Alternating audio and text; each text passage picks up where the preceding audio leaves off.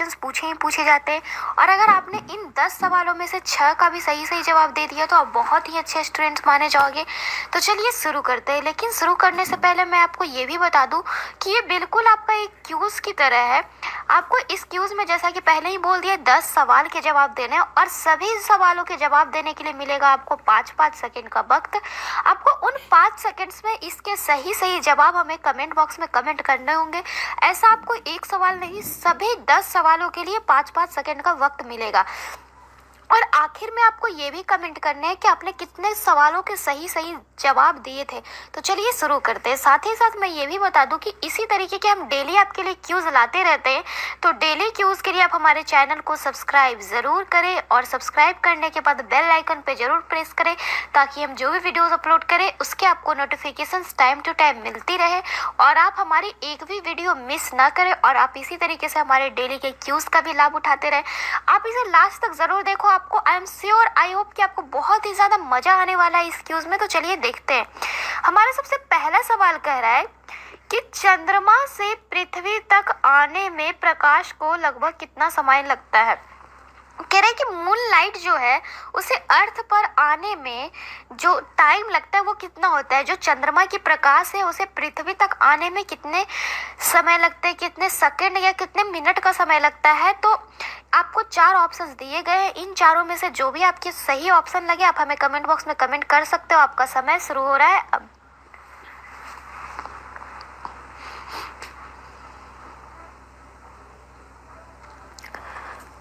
तो 5 सेकेंड्स आपके पूरे हो चुके हैं। तो मैं आपको बता दूं कि चंद्रमा से पृथ्वी तक आने में प्रकाश को 1 सेकेंड का वक्त लगता है, यानी कि ऑप्शन नंबर सी 1 सेकेंड का। आई होप बहुत सारे लोगों ने इसका सही जवाब भी दिया होगा। तो चलिए देखते हैं नेक्स्ट क्वेश्चन। पिछले में हमने देखा कि सूर्य के प्रकाश को आने में चंद्रमा के प्रकाश को आने में कितना समय लगता है। इस बार हम ये पूछ रहे हैं कि सूर्य का प्रकाश को हमारे पास आने में लगभग कितना टाइम लगता है।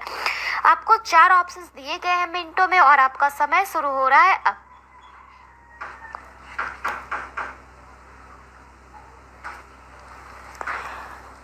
तो 5 सेकेंड्स आपके पूरे हो चुके हैं। तो मैं आपको बता दूं सूर्य का प्रकाश यानी कि सनलाइट जो होता है उसे हमारे पास यानी कि अर्थ पर आने में 8 मिनट का समय लगता है, यानी कि आपका ऑप्शन नंबर ए के साथ चला गया। आई होप आप सभी लोगों ने इसके सही जवाब दिए होंगे। अगर आपको और भी ज़्यादा टाइम चाहिए तो आप वीडियो को पॉज कर सकते हैं, बट आप कोशिश करो कि आप इन 5 सेकंड्स में ही इसके आंसर समय बता दो। तो चलिए देखते हैं नेक्स्ट क्वेश्चन। प्रकाश छोटे छोटे कणों से मिलकर बना होता है जिसे क्या कहते हैं। आप सभी को पता है कि प्रकाश यानी कि लाइट जो है स्मॉल पार्टिकल से मिलकर बना होता है। आप जब कहीं से लाइट आ रही होगी कोई सोर्स से तो आप उसे गौर से देखोगे तो आपको कुछ पार्टिकल्स दिखाई देंगे। तो उस पार्टिकल्स को क्या कहते हैं ये हमसे पूछ रहा है और आपको 4 ऑप्शंस दे के रखा और आपका समय शुरू हो रहा है अब।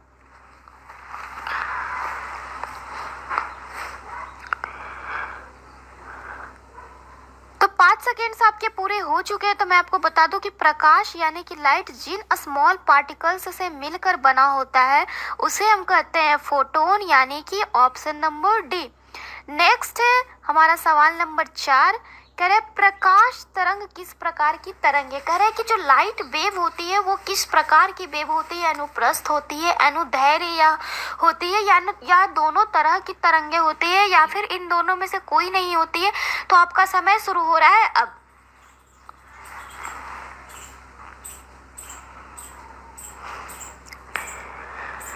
तो 5 सेकेंड आपके पूरे हो चुके हैं। तो मैं आपको बता दूं कि लाइट वेव जो है यानी कि प्रकाश तरंग जो है वो हमारी होती है अनुप्रस्थ तरंग, यानी कि ऑप्शन नंबर ए।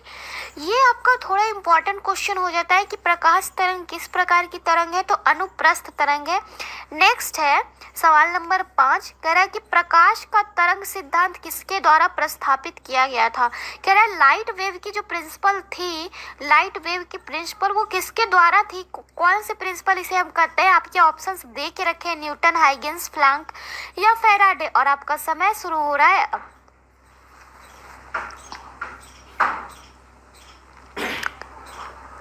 तो 5 सेकेंड सेकेंड्स आपके पूरे हो चुके हैं तो मैं आपको बता दूं प्रकाश का तरंग सिद्धांत यानी कि लाइट वेव प्रिंसिपल जो है वो हाइगेंस के द्वारा प्रस्तावित किया गया था, यानी कि ऑप्शन नंबर बी। आपको पढ़ने का भी रहता है 11-12 में हाइगेंस प्रिंसिपल, तो ये हाइगेंस के द्वारा प्रस्तावित किया गया था। नेक्स्ट है सवाल नंबर 6, कह रहा है कि निम्नलिखित में से कौन सी प्रघटना यह निर्णय लेने में सहायक होती है कि प्रकाश एक अनुप्रस्थ तरंग है।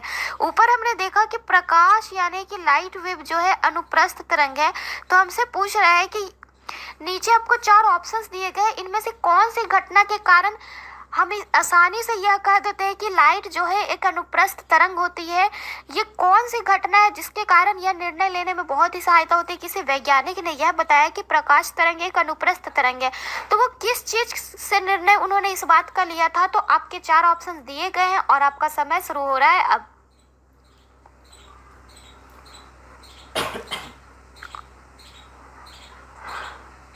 तो 5 सेकेंड्स आपके पूरे हो चुके हैं तो मैं आपको बता दूं कि वह प्रघटना जो यह निर्णय लेने में सहायक होती है कि प्रकाश एक अनुप्रस्थ तरंग है, उस प्रघटना का नाम है ध्रुवीकरण, पोलराइजेशन, यानी कि ऑप्शन नंबर सी। पोलराइजेशन के कारण ही हम आसानी से कह देते हैं कि लाइट वेव जो है एक अनुप्रस्थ वेव है। नेक्स्ट है हमारा सवाल नंबर 7, कह रहे कि प्रकाश के विद्युत चुंबकीय स्वरूप की खोज किसने की। कह रहे प्रकाश के जो इलेक्ट्रोमैग्नेटिक रूप है उसकी खोज किसने की थी। आपके ऑप्शंस दे के रखे हैं, स्नेल, न्यूटन, मैक्सवेल या यंग, और आपका समय शुरू हो रहा है अब।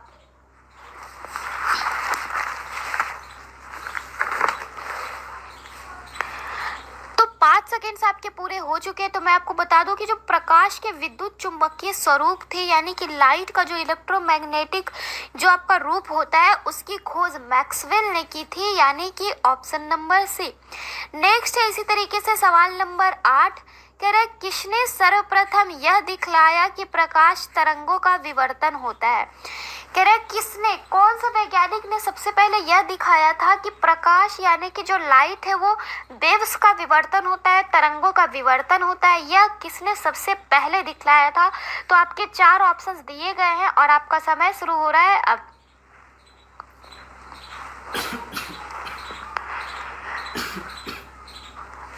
तो 5 सेकेंड्स आपके पूरे हो चुके हैं तो मैं आपको बता दूं कि वे वैज्ञानिक जिन्होंने यह दिखलाया कि प्रकाश तरंगों का विवर्तन होता है, आप सभी को इस बात का पता होगा कि प्रकाश तरंगों का विवर्तन होता है, तो ये वैज्ञानिक कौन थे जिन्होंने इस बात को सबसे पहले दिखलाया था। तो वो उस वैज्ञानिक का नाम था ग्रेमाल्डी, यानी कि ऑप्शन नंबर ए। नेक्स्ट हमारा सवाल नंबर 9 कह रहा है कि प्रकाश विद्युत प्रभाव का प्रतिपादन किसने किया। कह रहे प्रकाश विद्युत प्रभाव का प्रतिपादन किसने किया। आपको 4 ऑप्शंस दिए गए हैं, कॉम्पटन, मैक्सवेल, आइंस्टीन या न्यूटन, और आपका समय शुरू हो रहा है अब।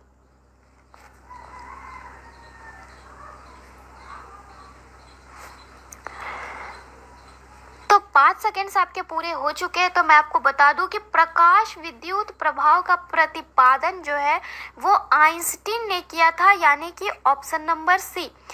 अब है हमारे सबसे आखिरी सवाल की बारी, सवाल नंबर 10, कह रहे निम्नलिखित में से कौन सी घटना प्रकाश और ध्वनि दोनों में घटित नहीं होती है। कह रहे आपको 4 ऑप्शन दिए गए, विवर्तन, ध्रुवन, परावर्तन या अपवर्तन। कह रहे जो इन चारों में से कौन सी ऐसी घटना है जो कि लाइट और साउंड दोनों में घटित नहीं होती है। 3 आपकी ऐसी घटनाएं हैं जो कि लाइट में भी घटित होती है और साउंड में भी घटित होती है, बट इनमें से एक आपका ऐसा घटना है जो कि लाइट और साउंड दोनों में घटित नहीं होती है। तो वो इन चारों में से उस घटना का नाम क्या है ये आपसे पूछ रहा है और आपका समय शुरू हो रहा है अब।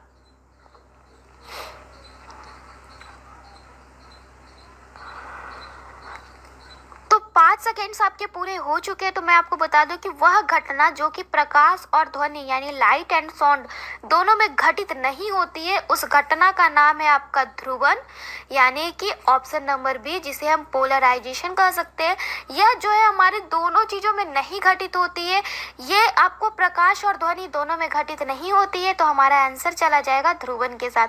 तो आज के लिए बस इतना ही। आई होप आपको इस क्यूज में बहुत ही ज़्यादा मज़ा आया होगा और आपने ज़्यादा से ज़्यादा क्वेश्चंस के जवाब हमें कमेंट बॉक्स में कमेंट भी किए होंगे। तो मैं आपको फिर से याद दिला दूं कि आपने कितने क्वेश्चंस सही आंसर किए, वो भी हमें ज़रूर कमेंट बॉक्स में कमेंट करें। तो आज के लिए बस इतना ही। Then bye and thanks for watching this video.